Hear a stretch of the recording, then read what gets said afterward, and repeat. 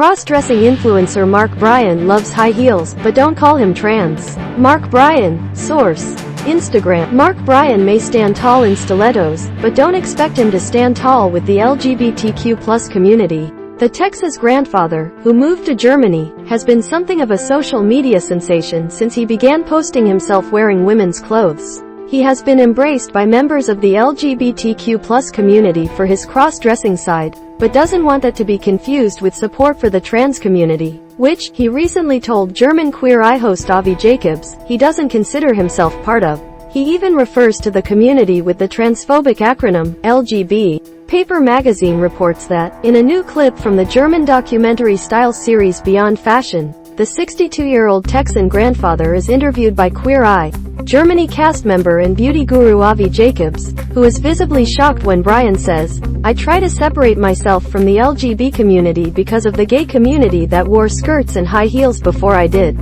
I feel like actually they made it worse for me, being straight, because now I am assumed to be gay." On the Trans Information FB page, Bryan describes himself as a 62-year-old robotics engineer from Berlin who 5 years ago started wearing dresses, skirts, and heels.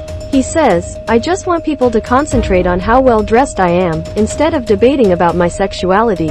He does, though, feel tainted by association with the identity politics, which he feels he has made his life more difficult. Nonetheless, he sees himself as an unintended ally, saying what he is doing is helping your communities as well. Not that Bryan hasn't benefited from advances made in trans visibility in the past few years, with lucrative marketing deals that otherwise wouldn't likely have come his way.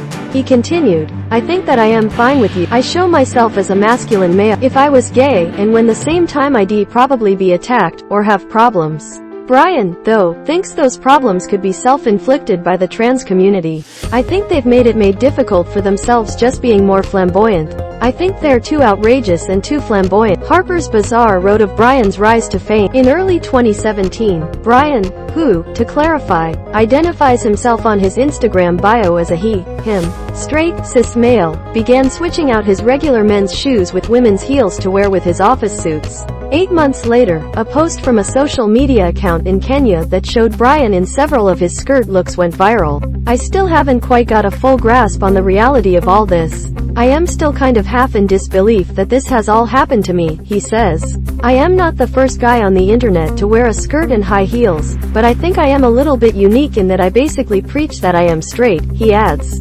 Also, a lot of people associate a skirt and heels being very feminine. "I think what I do is make a skirt and heels feel very masculine," he told the magazine.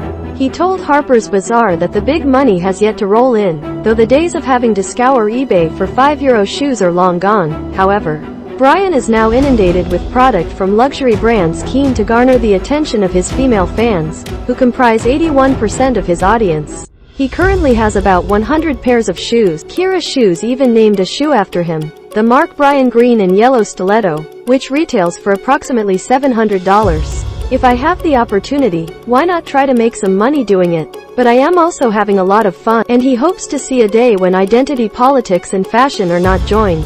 "When we get to the point where we don't attach a gender reference to an article of clothing, then that's where clothes become genderless.